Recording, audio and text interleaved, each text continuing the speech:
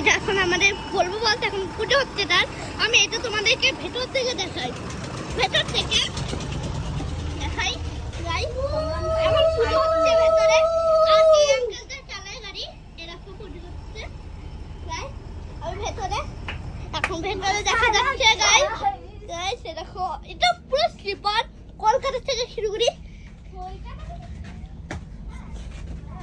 কলকাতা থেকে শিলিগুড়ি।